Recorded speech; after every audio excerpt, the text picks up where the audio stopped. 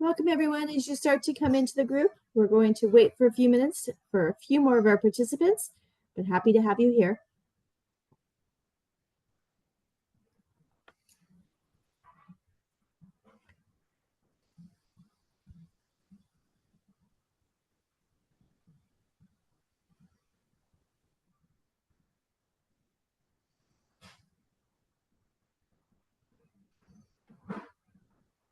Folks, we'll give it about 2 minutes and then we'll get started.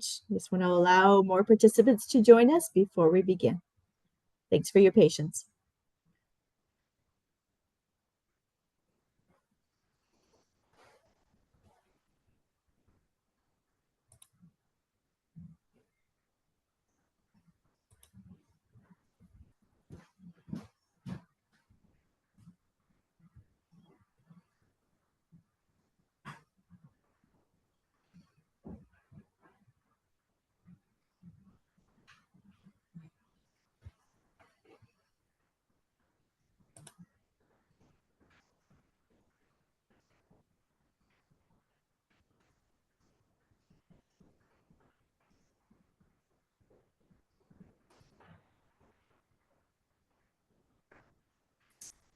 All right, Matt, are you ready to go? Yes, I'll introduce you. All right. Cool. Hello, everyone. Thanks for joining us tonight.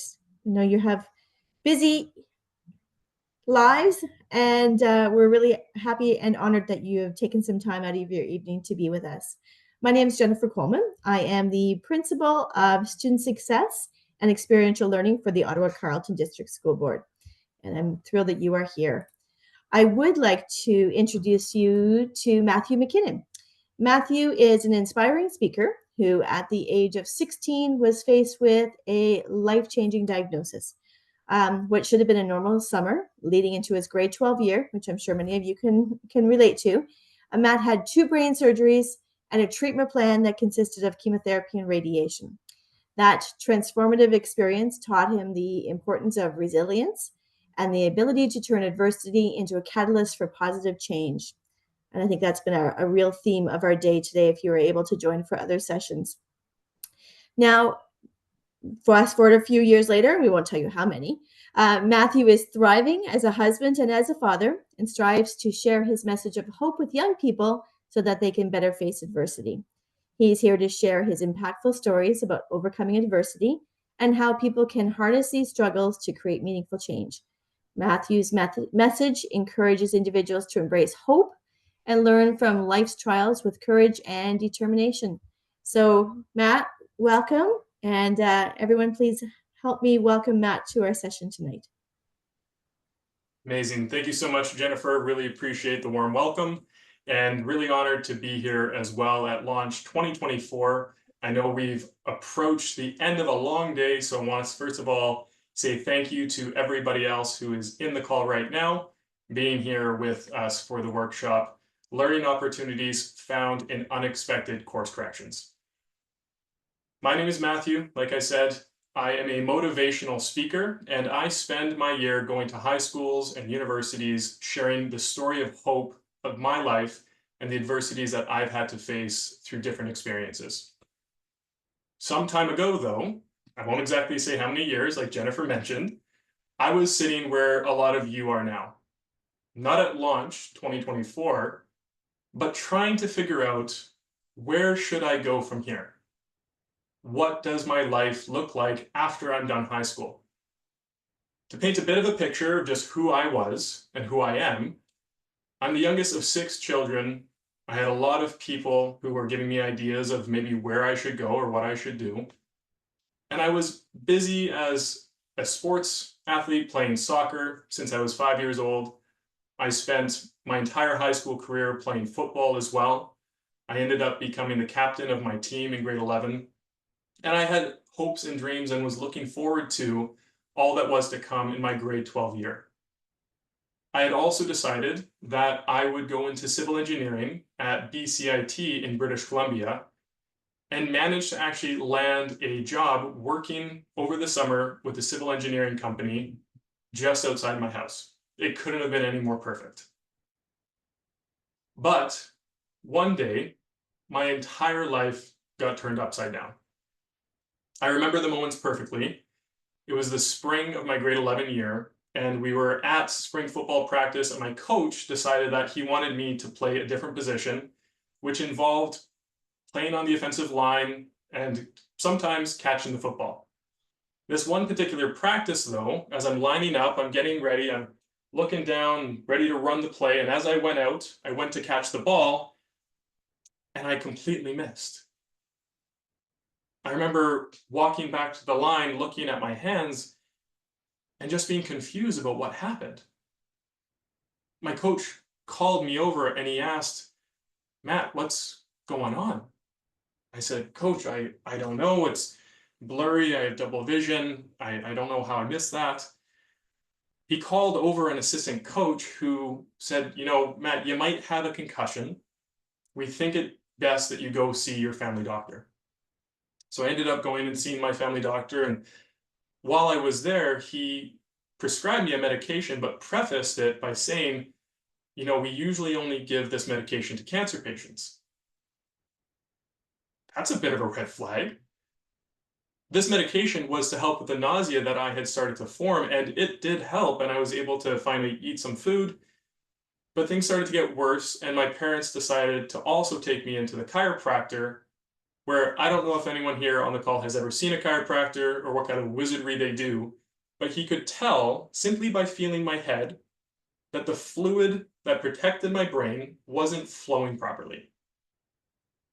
Not long after that, things continued to get worse, and my parents decided that we should go into the hospital for a CT scan. While I was there, they ended up actually diagnosing me with something called sinusitis and giving medication and sending me home for the weekend. It was great though, because there was an answer of what was causing this. There was a medication, and I thought everything was going to get better. Over that weekend though, I had what we could only describe as seizures. My parents decided we needed to go back because something else is going on. And when I got into that CT scan again, it actually ended up landing me in an ambulance to BC Children's Hospital in Vancouver. Now, I don't know if anyone's ever been in an ambulance before, but it's a pretty wild experience. You're basically laying on this bed and you're ripping down the highway. And when I was in the ambulance, there were two paramedics. And the man that was there next to me was looking at me and he said, "You're in good hands. You've got the pretty one, and well, I'm the ugly one. Like, I'm just here to make you laugh." And I remember I sat bolt right up. At this point, I couldn't really see because it was very blurry. And I looked at him and I just said, "Well, you're not that ugly." He had a good chuckle. I laid back down, and eventually we made it to the hospital where I was rushed in for an MRI. After that MRI was complete, I remember waiting just outside the room where it was done to hear from the doctor. And he came in and my family was all around me, and he said, "Matthew, you have a brain tumor." Oh, I have a brain tumor. I couldn't process that. I didn't understand what was going on. I had these dreams, I had these goals, I had these things that I wanted to do. And in that moment, everything changed. They ended up taking that scan and actually sending it to the neurosurgeon who had already gone home for the evening. This man received the MRI on his computer and he said, "We need to perform emergency brain surgery tonight."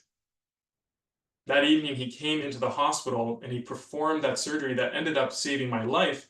And I found out not long after, had it not been done when it was, I could have died in a number of days.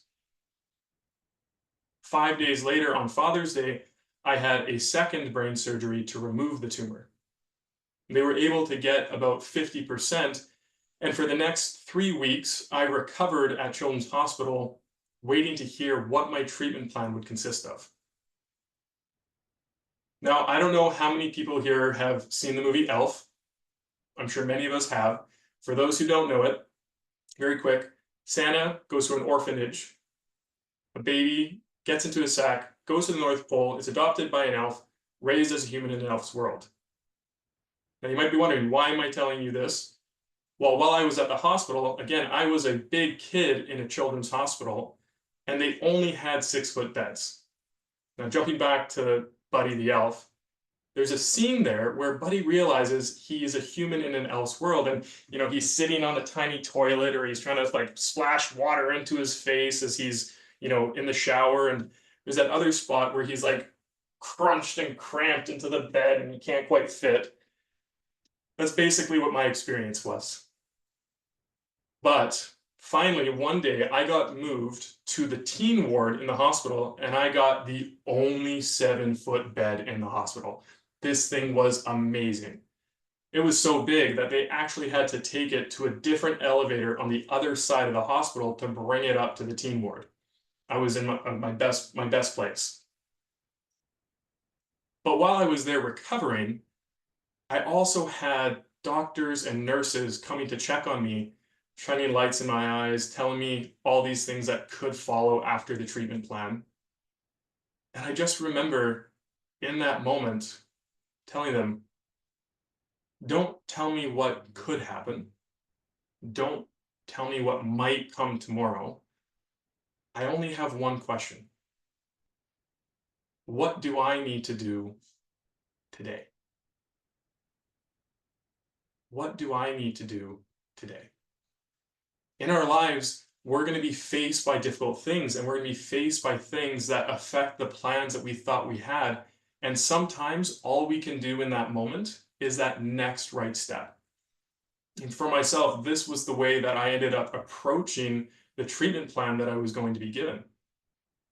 I found out that it would consist of 6 rounds of chemotherapy and 30 sessions of radiation to my head and my spine.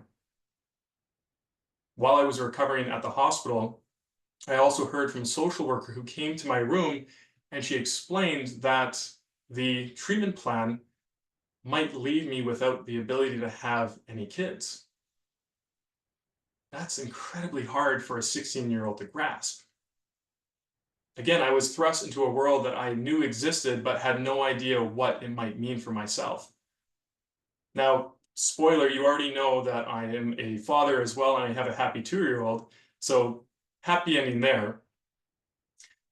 But I ended up completing 2 rounds of chemotherapy before I went back to university, or back to high school. Again, I'm not exactly a small guy. I'm pretty much the same height I was then. And in high school, in grade 11, I was about 190 pounds. I'm a bit heavier than that now. But I lost about 30 pounds and was completely bald by the time I went back. I looked nothing like I did. For myself, I was diagnosed at a pivotal point in my life.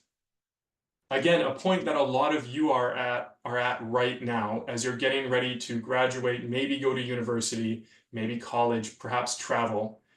And you've heard a lot about the different things in life that might come and the opportunities before you. In our lives, we all have hopes and dreams. We all have things we want to aspire to, that we want to accomplish, that we want to achieve. But in life, sometimes they throw us curveballs. Sometimes life has unexpected events that affect the trajectory of what we are doing towards the goal that we are on. In our lives, we're thrown off course at times by these situations. For me, that was my cancer diagnosis. But when we're thrown off course, what do we have to do? We have to course correct. And I like to think of there being 2 types of course corrections. There's adapting and there's adjusting. Adapting is adapting the path in which we are taking towards the goal or the destination that we have in mind. Whereas adjusting is sometimes changing entirely what that goal is. In those situations, we have to figure out, where is it that we're heading next? What is the next right thing? Now, that first one, adapting, is that adaptability. That skill or that ability to be able to be flexible with what is coming at us. One way of thinking about this, and for yourselves as you might be getting ready to graduate and go to the university that you're hoping to, You might, let's say, have had a plan ever since grade 9 that I'm going to go to medical school. This is the thing. This is the goal. This is what I want to do. And you've prepared and you've practiced, but for whatever reason, life circumstances, maybe it was an unexpected low grade in an exam, you didn't actually make it into that university program. You may have heard from different colleges today too that some colleges do offer programs where you can upgrade for 2 years and then make a transfer in. So in that moment, when these negative experiences impacted that goal or that plan, you had an opportunity to choose, well, that's no longer going to be the case. Or what is a different path that I can go to still reach that destination, to reach that goal? How can I adapt this circumstance to still get there? Another great example of adapting to the circumstances in our own experience is Apollo 11. Now, how many people here, I know we can't react, but I'm sure many of us know Apollo 11. In 1969, Neil Armstrong, Buzz Aldrin, and Michael Collins were 3 astronauts who took a shuttle to space, and it seemed like a pretty straight shot, right? It's like, we're here, we're on Earth, and we're going there, like point A, point B, you know? And the moment that they took off, the team on the ground and the team in space, the astronauts, were preparing calculations and doing anything they needed to make sure that they achieved their goal. The thing is, this team prepared for many, many months getting ready for this mission. All the calculations were done. Everything seemed to be ready to go. And it's incredible. You can listen to recordings of communication between the team in the shuttle and the team on the ground about a mid-course correction that they had to make. Something was off with the trajectory, and partway through that trip to the moon, they had to make an adjustment. Now, the thing is, they knew what they had to do because they knew where they were headed. In our lives, those goals or those dreams or those destinations that we're wanting to reach to are so important when we're faced by challenging things because they allow us to know what is our North Star, what is the thing that we're going towards, and we can make the proper adjustments to get there. Now, if you might be sitting there being like, I don't have adaptability, I don't know how to do that, I would encourage you to look at the last 4 years of your life. Many of you entered into high school at the height of the pandemic. It's not like you've had that typical high school experience. You've had to adjust your expectations and adapt to this new reality, whether that was online learning or just lockdowns or stay-at-home orders or any of these things. You had the strength to do that in those moments. You knew what you needed to do and how you could adapt in those situations. The second type of course correction is adjusting that goal altogether. I'm going to stick on the Apollo missions train here, and I'm going to share a little bit about Apollo 13, another famous story about a shuttle sent to the moon. This one, though, is deemed the world's most successful failure.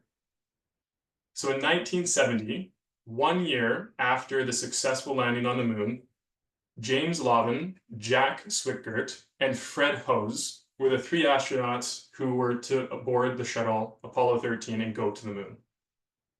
The thing is, some weird circumstances around this mission, things kind of felt a bit off, and 2 days into the flight to the moon, there was an explosion and a rupture in the side of the shuttle. There's a movie with Tom Hanks where there's this famous line where he looks out the window and he sees the liquid gas pouring out the side of the shuttle. And he turns back and he's communicating down to Houston, where he just says, Houston, we've had a problem. Some of us, in our own lives, when we've gone through a difficult situation, we might think to ourselves, Houston, we've had a problem. Something's going on that's impacted us and what we're trying to do. The moment that that happened, though, the team on the ground and the team up in the shuttle were trying to figure out what can we do to salvage this mission? what can we do to stay the course to get to the moon? The thing is, sometimes in our lives, that destination or that goal or that thing that we're trying to achieve or get to is no longer going to be that destination. In the movie Apollo 13, there's this moment where Tom Hanks is sitting there and he's contemplating the situation and what's going on as the CO2 levels are rising. And he just looks at his fellow astronauts and he says, "We've lost the moon." This thing that they've been working towards, that they've been planning for, they've been preparing for, this ultimate moment of this goal and this dream to be the next men to land on the moon, was lost to them. Very quickly, that was realized down on ground control, and the mission changed from getting to the moon to bringing them home. Through that experience, they learned something that they had to do. They figured out, okay, what is the next step? What is the next right thing? What do they need to do in that moment? And for them, that was bringing the astronauts home. Now, if you've seen the movie or know a little bit about your history, they successfully did return home and basically use the moon as a point to then send them firing back. An incredible story of adapting to the situation that you're in and the resiliency to face that situation. In my own life, I had the plans again to go to university to study civil engineering. I was going to play football my final year as a captain on the football team. Again, soccer with the team I was with since I was 5 years old. All of a sudden, my whole life changed, and those were thrown at the window. The thing is, when these hard situations happen, it can be so difficult for us to see, okay, what is the path forward, or what's the reason for this? What's the lesson that I can maybe learn from this? So often when we go through a situation, it's not until we're past it that we can look back and say, okay, like there was something to come from this.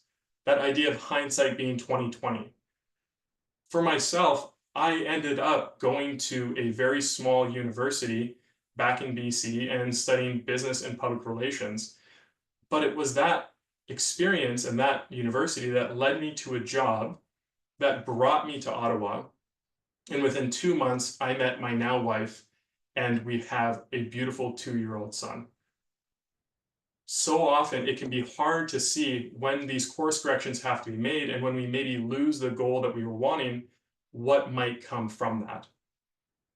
But in those experiences that we go through, often it's hard to see and to hold on to that positive experience that's going to come from it. When we're faced by these challenging things, the way in which we're able to face them and learn from them and transform them into that catalyst for positive change is through resilience. Resilience is the way that we're going to be ready and prepared to face those challenging things when they come. I want to touch on 5 areas that we're able to focus in and grow in resilience in our own lives and be better ready to face them when they come. The first one that we'll touch on is managing stress and our mental health. The second is setting ourselves up for success and showing up each day. The third is understanding that why, the why behind what it is we do what we do. The third is mindfulness and being able to stay present. And lastly, I just want to talk about the choice we have in that moment. So managing stress and mental health. I'm just getting a little bit of water. In my own experience, I ended up going through all of my treatment within the first half of my grade 12 year. By the time I finished, you may think it was the happiest time of my life. And maybe it should have been, but it wasn't. I ended up being thrust into my very first experience of depression and was faced by a lot of challenging things in that moment. One of the things that I learned through this experience was realizing that I don't have to take things on by myself. You might be sitting there being like, Matt, you don't know what I'm going through. You don't know the experiences that I've had. And you're right. I don't necessarily know what you're going through. What I want you to hear is what you're going through matters. What you're experiencing matters. And you don't have to go it alone.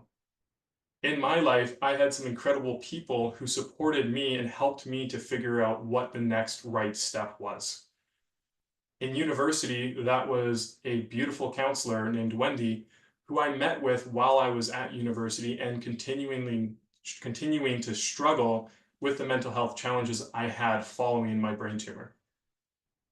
Wendy explained to me a very simple idea to look at our lives and the stress that we go through. It's called the window of tolerance. Now, the window of tolerance is a very simple idea. It's basically two lines, and inside these two lines is where we typically act in our lives, where we typically are in our lives.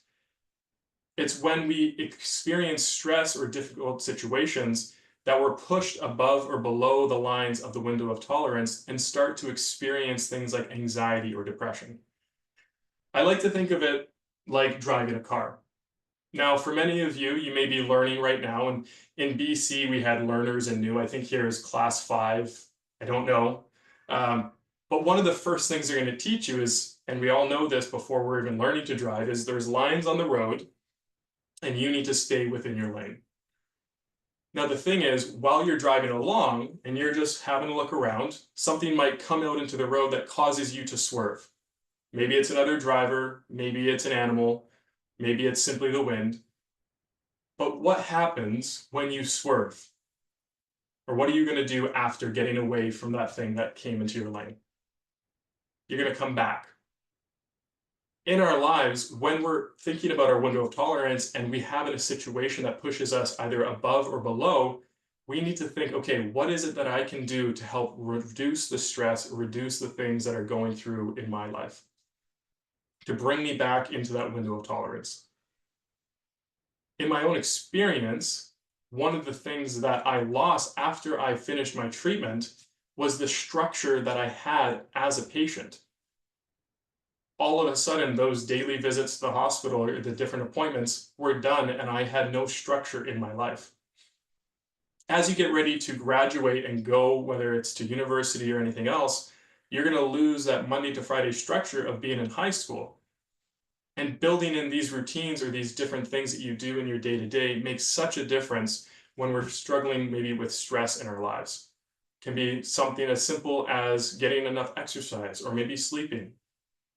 For me, again, it was seeing a counselor and figuring out what are some of the routines and things that I can place into my life. The other thing that I learned while going to counseling was this idea of clean stress and dirty stress. Clean stress are those things that simply come with being human. It's getting up early to go to school, it's being stuck in traffic, studying for exams. These are things that just simply come with a part of being human and being alive. Dirty stress is stressors that we cause ourselves, stressors that we have some sort of control over in our lives and we have an ability to limit or to reduce. One of the main ones that a lot of us, I believe, fall to is negative self-talk. It's that tape that goes through your head that tells you, you can't do this, you're not good enough, you're not strong enough, pretty enough, whatever that is. And what we need to do in our own lives to help reduce that is try and come up with those positive tapes telling yourselves that truth about yourself. In our lives, that negative self-talk can seriously impact the stress we experience in our own lives. A second type of dirty stress is taking on way too much. We only have so much time in our day, and often we might say yes to opportunities because of that fear of missing out. We don't want to say no to a thing because there's this opportunity ahead. This ties into that next part that I wanted to touch on, which is setting ourselves up for success and showing up each day. After I was diagnosed, I got very involved wanting to give back to the organizations that helped me, like the Canadian Cancer Society, the Make-A-Wish Foundation, and many other youth groups. So much so, though, that whenever an opportunity would come up, I would say yes. I would jump at it. I'm like, I'm there, I'm doing the thing. But the problem was, I only had so much time in my day, and I very quickly started to experience burnout. It was a good friend of mine, Christine, who sat me down and she said, Matt, I need to teach you an important word. It's 2 letters. My 2-year-old knows it very well right now. I think you've all probably guessed it. No.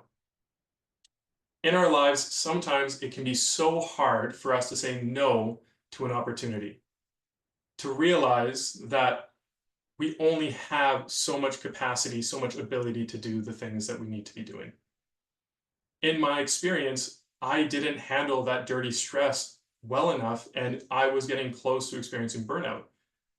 But Christine helped me to understand saying no to an opportunity is also saying yes to the things you've already committed to the things that you want to be doing in your life, to the things that are really important. Because let's be honest, if we say yes to everything and think everything is important, then nothing is really important. The other way that we can help set ourselves up for success and to show up each day is by being kind to what I like to call our future self. I'm sure you've had the experience where maybe there is an exam you have to study for, certain chores you might have to do, but instead of doing those things, you ended up pushing it off, ignoring the thing. And by the time it came due and you maybe had that exam the next day, you're sitting there and you're just thinking to yourself, past me was a real jerk. You get upset with yourself, you know what I mean? There's this moment of realizing like, oh, I wish I had done this before. But instead, in the moment, when we're thinking about the hard things that we're maybe having to do or the sacrifice that we're going to have to do in that moment, let's say instead we chose to do the thing and be kind to our future self. One little way that I do this, or used to do this, was by choosing the uniform, the outfit, or the thing I was going to wear the day before. Little thing, but it reduced the number of choices you had to make in the day. So being kind to our future self. One of the ways that we're able to make that hard decision, maybe in the moment, to do something that we didn't necessarily want to do, is by understanding the why. That's the third thing that I'm wanting to touch on. It's understanding our why. Some of you may have younger siblings. For myself, my son hasn't quite learned the word why yet, but I'm sure you've had the experience where they've come up to you and they're just persistent. They're asking why, and you give them an answer. They ask why, you give them another answer. And eventually it gets to the point where you end up just saying, stop asking why. Just because. That's the way it is. It's unfortunate, though, that we lose this innate curiosity to ask why, to understand the world around us. In our experiences, that why helps us see the path forward to one of our goals, to the thing that we're wanting to do. I'm sure many of us here have tried to keep to a New Year's resolution come January 1st. I know I have, and I definitely fall into these statistics because you may not know this, but a quarter of everyone who does try and commit to a New Year's resolution will have dropped it before the end of the first week in January. Half of everyone who tries to stick to a New Year's resolution will drop it before the end of January. Why?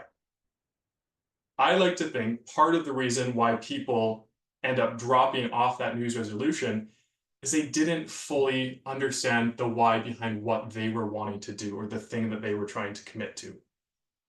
It can be very easy to throw out ideas or the things or the goal that we're wanting to achieve, but understanding the values that we have or the why behind what we're doing can make that path forward so much more clear, and it can act as that guiding principle when life throws us those curveballs and we need to make these types of course corrections. For myself, this was no more clear than about 1.5 years ago when I was laid off unexpectedly from my tech job during mass layoffs.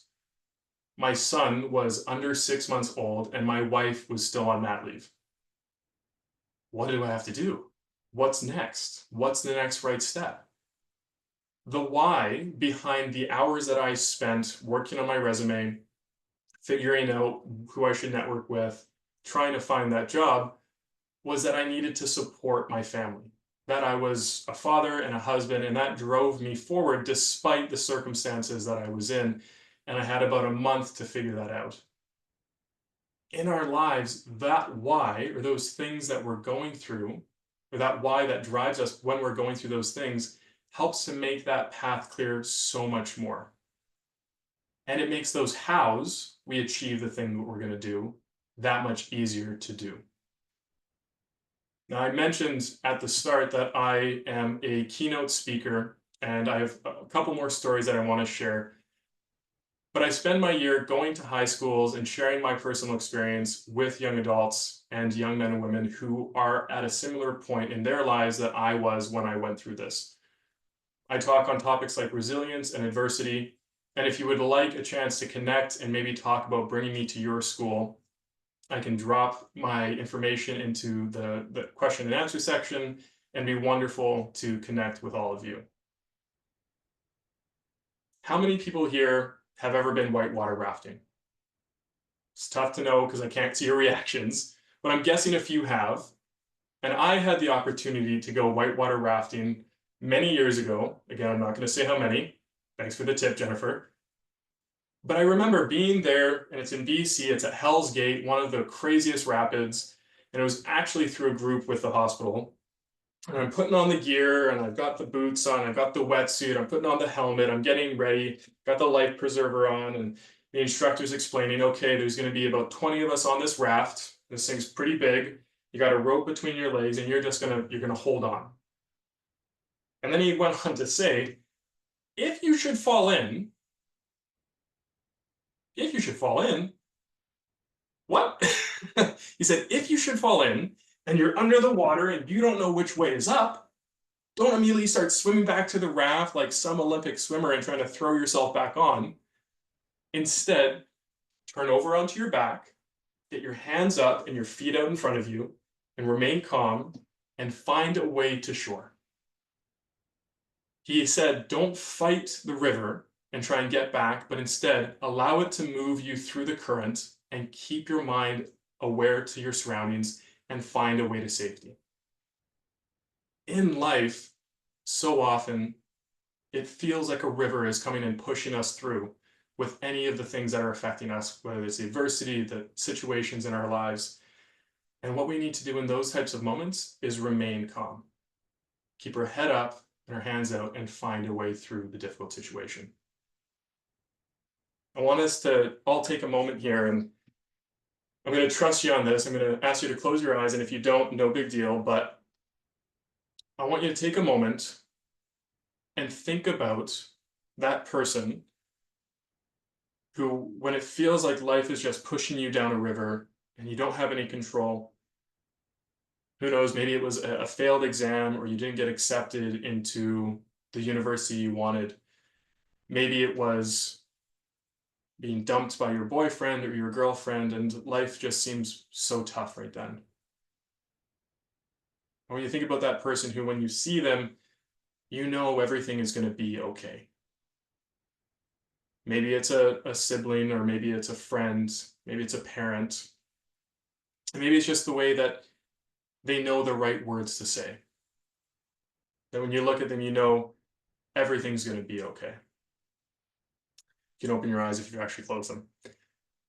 For me, that was a young woman named Brooke. Now, again, I mentioned that I am was a big kid at a children's hospital, and there's a teen group that I got to be involved with where I was usually the oldest person around. One of these events, though, I met Brooke, who was actually older than me. Brooke had this short hair and these round glasses and a smile that just really made you feel seen. And she and I hit it off. We were great friends, and we would connect at these meetings and these events. And at one of them, though, something was off. I chatted with Brooke afterwards, and she explained that her cancer had come back. She didn't know how long she had, and she was in palliative care.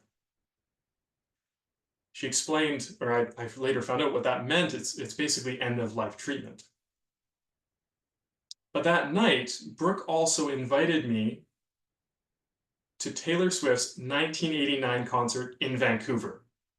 She had something called her living list rather than a bucket list, which was to see as many concerts as she could.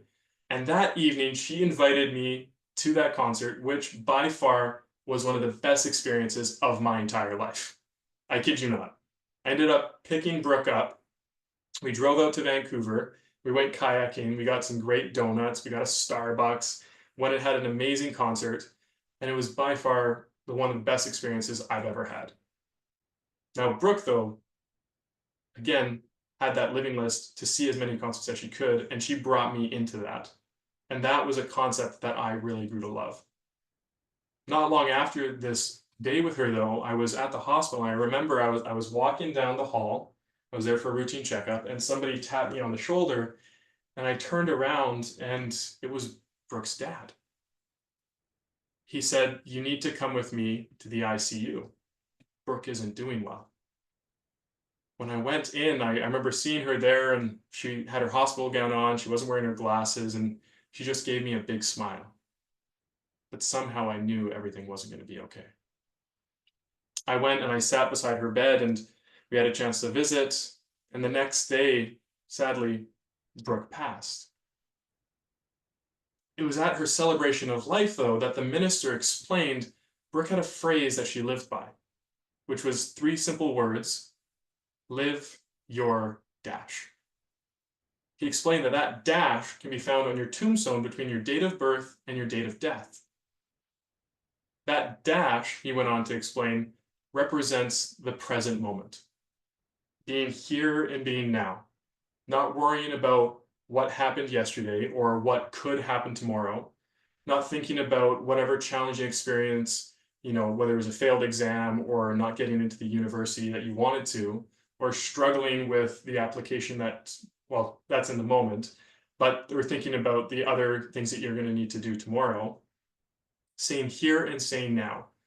Asking that question, what do I need to do today? In our lives, we all have dreams, we all have goals, we all have the things that we're wanting to aspire to. One of the things that I would challenge you with today as we finish off this workshop and you finish off launch is thinking to yourselves, what are those dreams that I have? What are those goals that I have? And ask yourself, why? Understanding our why makes it so much easier when life comes and throws unexpected circumstances at us. In our lives, we're going to be able to face those course corrections or make those course corrections, whether that's adapting the path that we're on or perhaps adjusting the goal altogether, so much easier when we are focused on that why and we are able to grow in our resilience and be prepared the next time that it comes. So I guess my last question to you is, what do you need to do today? Thank you so much. And Jennifer, I know we have a minute left. I don't know if there's any questions. Hi, Matt. Hi, Jennifer. Great, inspiring. I don't want to call it a speech because it's your life. And speech doesn't do it justice. So thank you for sharing that. Thank you so much. We don't have any questions at this point, which I think that's also a good thing too. It's a reflective time. Mm-hmm. And what you shared with us is, what you went through, some distance and perspective, right? Which I know for some of our participants, and when we're in that midst of high school, you don't always have the time and distance to gain that perspective. But I love the message to let everybody know that it's coming, right? Mm-hmm. And I wrote down one of your quotes that I'm going to keep, which is, sometimes all you need to do is the next right step. Mm. You don't have to do all the steps, and you don't have to move forward right away. You do have to make one next right step. Mhm. Actually, I did have a question that has just come up, Yes. and it's a personal one, and it's probably a hard one too. How did you cope with Brooke's death, if you don't mind this Yeah. question before? Yeah. No.